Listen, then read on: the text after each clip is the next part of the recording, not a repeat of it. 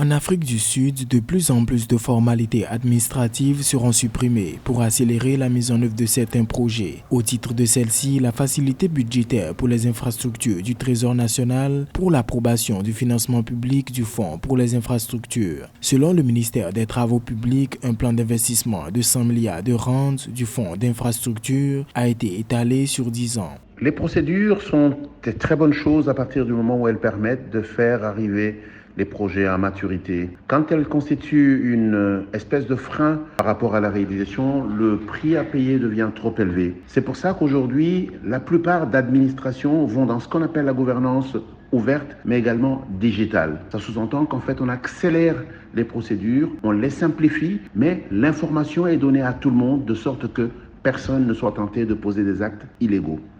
Le comité d'investissement des infrastructures estime que le processus BFI est un facteur qui retarde la mise à exécution des plans établis, d'où un poste budgétaire distinct pour les infrastructures serait envisageable. Et je pense simplement que l'acceptation des projets simples pour être en mesure de réaliser les projets le plus rapidement possible au bénéfice des citoyens, ça vaut la peine.